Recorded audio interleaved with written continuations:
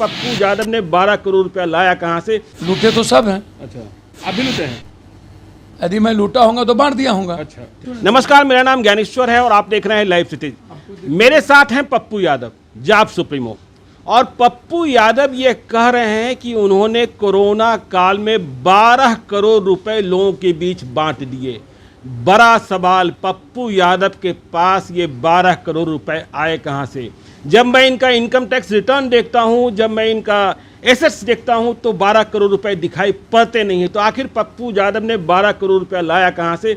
सीधे मुखातिब होते हैं पप्पू यादव से। पप्पू जी, कहां से लाए 12 करोड़? अब 10,78,000 यदि हम किट्स बांटे, एक किट्स का दाम 1200-1400 रुपया, तो आचार्य रविशंकर जी ने हमको लगभग मुझे लगता है कि 1.5-2 लाख किट्स भेजे। इसी तरीके से राजस्थान के हमारे दोस्तों ने 1.5-2 लाख किट्स भेजे। 2 करोड़ 83 लाख रुपया यदि मैंने ट्रेन को हमारे दोस्तों ने DRM को जमा किया कोटा में। इसी तरीके से यदि हम हमारे राजेश पप्पू जी महासचिव हैं, अन्य लोग महासचिव हैं, उनके अकाउंट में हमारे दोस्तों ने कोई 1 करोड़, कोई कुछ, कोई 10 लाख। कितना नकदी बांट दिया?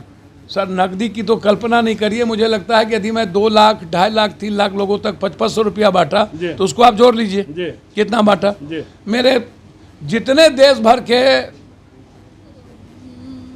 लगभग मीट शेल्टर हाउस के लोग हैं या हमारे बहुत सारे दोस्त हैं, जो किसी ने हमारे बहनोई हैं, उसी ने 40 लाख रुपया हमको मदद। आपके बहनोई ने आपको 40 लाख रुपया दिए बांटने के लिए? वही बात तो मैं कह रहा हूँ। एक बहनोई तो मेरी जितनी बहन है सब ने कोई लाख, कोई कुछ। हमारे अपने बहन 40 लाख रुपया दी। अच्छा, हमारे सारू जी जितने हैं लगभग कोई 2 लाख, कोई 5 लाख, 4 लाख रुपया दिए पप्पू यादव। और हमने अपनी अभी आप पूर्णिया में चले जाइए, 7 एकड़ जमीन हमने एयरपोर्ट के बगल की बेच दी। चलिए, जमीन तो आप 4 करोड़ रुपया में अभी जमीन तो आप बेचते रखते हैं। चलिए, हम सीधा ये जानना चाहते हैं पप्पू यादव। तो सर, वो तो कागज पर है ना। पप्पू यादव जब सुबह निकलते हैं तो जेब में कितना पैसा होता है? यदि जेब में सुबह 10 लाख रुपया होता है, जब वापस आते हैं तो जेब में कितना पैसा रहता है? आप हमको एक बात बताइए, यदि 700 बस हमने भेजा और यदि हम यहाँ आकर के हर घर को बस भेजे, कोरोना वायरस में एक जगह यदि मैंने लोगों की मदद की, तो यदि आप उसको अकाउंट के द्वारा जो हम ट्रांसफर किए, वो लगभग 2.5 करोड़ 3 करोड़ है। सुबह जब आप लोगों से मिलने निकल रहे हैं तो आपकी जेब में कितना रुपया होता है? शाम में जब वापस आते हैं तो कितना होता है? यदि मैं दोस्तों से अब ये मैं आप बोलूँ, यहाँ हमारे 2-3-4 दोस्त हैं, एक हिलसा के हमारे भाई हैं। जब हम यहाँ बाढ़ में लड़ रहे थे तो आगे 2 लाख रुपया हमको दे दिए। मुझे पता नहीं यहाँ के ने उन्होंने ये आगे बोले कि हमने कहा आप कौन है? तो बोला मैं तो दानवीर हूँ। मैंने कहा कौन दानवीर? तो मुझको मैंने कहा क्यों मिल रहे हैं? तो हम आपको 2 लाख रुपया देना चाहते हैं। तो इन्होंने हमको 2 लाख रुपया दे दिया। आपकी तरह दूसरे नेता क्यों नहीं बांटते? सर, लूटे तो सब हैं। अच्छा, आप भी लूटे हैं?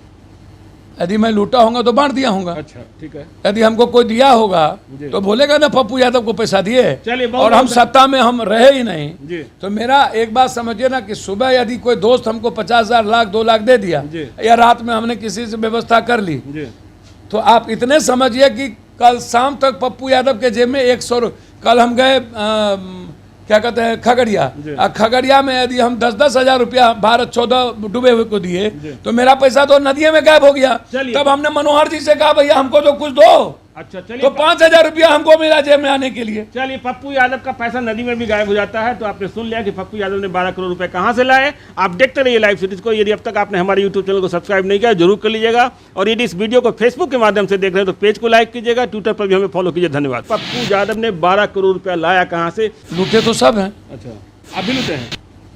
यदि मैं लूटा होगा तो बांट दिया होगा। अच्छा।